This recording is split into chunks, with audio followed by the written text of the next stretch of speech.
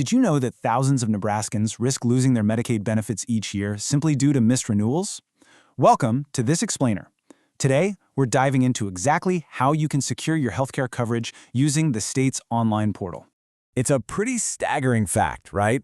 And honestly, it usually happens just because of a simple miscommunication or a piece of mail that got tossed aside.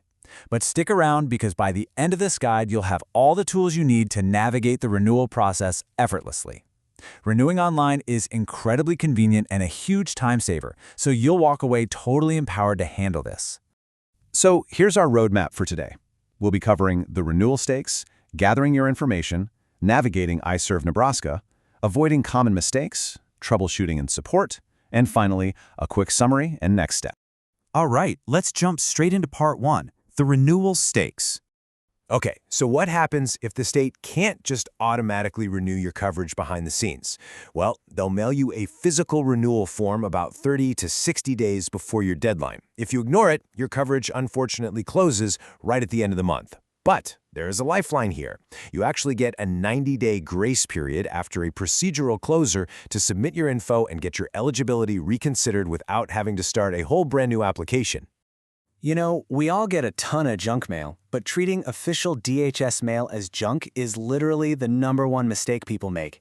If you get a packet from the Department of Health and Human Services, your 30-day clock is already ticking. So pull anything from DHS or iServe Nebraska right out of that mail pile and open it immediately. Moving on to part 2, gathering your information. Before you even think about touching your keyboard, let's make sure you have everything you need to knock this out in one sitting. You'll need the basics, of course, your full legal name, your date of birth, and the last 4 digits of your social security number. But most importantly, you absolutely need the specific DHHS assigned PIN that was mailed to you in that renewal notice. As you'll see in just a bit, this PIN is basically the magic key that links your online account to your actual case file. Now, for folks in the aged, blind, and disabled programs, often referred to as non-MAJI programs, the state does need to verify your resources. So make sure you have a recent bank statement handy. It needs to clearly show your name, the bank's name, the date, the last 3 digits of your account, and your ending monthly balance. Just have these physical documents right beside you or saved on your computer before you start. All right, let's get into the main event. Part 3, navigating iServe Nebraska. Doing this online is by far the fastest way to get a date-stamped record of your renewal. So, head over to eserve.nebraska.gov. Right there on the homepage toward the bottom left, you're going to look for and click the button that says Extend Your Benefits. Next up, you'll land on a page asking what exactly you want to do. Make sure you specifically choose the middle option, Start Medicaid Renewal. You want that one rather than the Economic Assistance option above it or the Apply for Benefits option below it. Just give that a click. Okay, this step is where it all comes together. This is where you bridge your digital account with your physical case file. You'll sign in or create an account, and then you'll need to validate that PIN.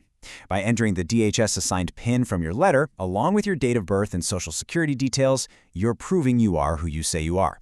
It seamlessly connects your online login straight to your secure state records. Once you're validated, you'll see a welcome screen that breaks down the process.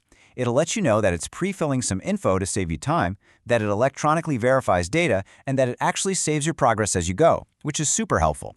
Just give this a quick read and click the Get Started button at the top left. Then you'll be prompted to select your active Medicaid case. You'll see your case name and the renewal due date right there. Just select the radio button and click Continue. Oh, and a quick tip, if you happen to have an old, saved draft from a previous session, the system will ask if you want to resume it or just delete it and start fresh.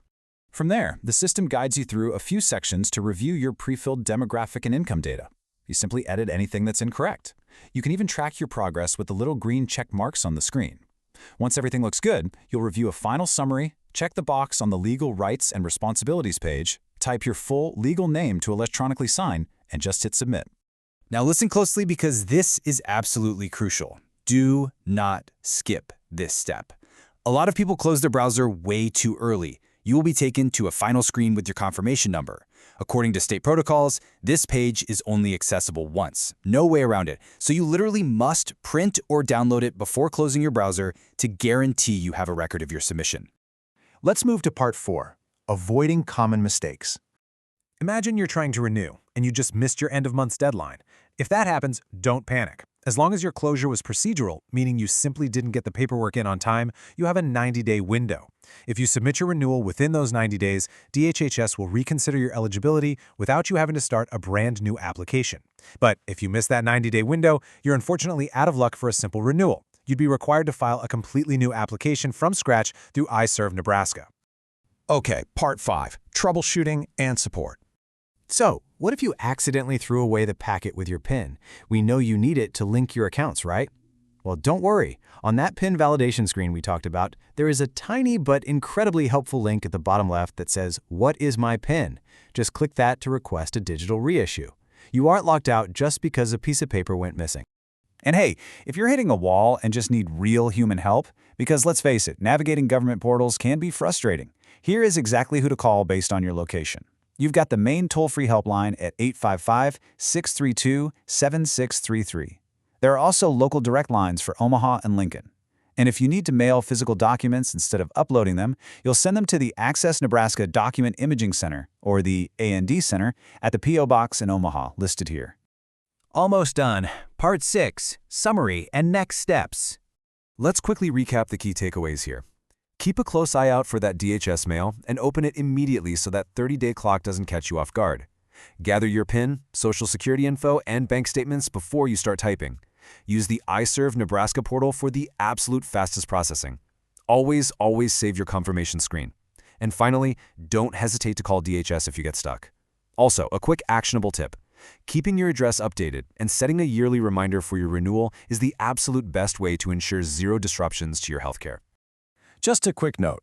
This explainer is intended for informational purposes only and doesn't replace professional advice. Every person's situation is unique, so for specific questions, it's best to consult with local Medicaid representatives or legal advisors right here in Nebraska.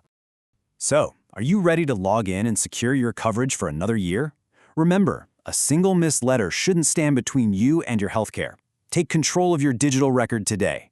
If you found this explainer helpful, please share it with friends or family who might also benefit from this information. Because securing healthcare shouldn't be a mystery. Thanks so much for learning with me today.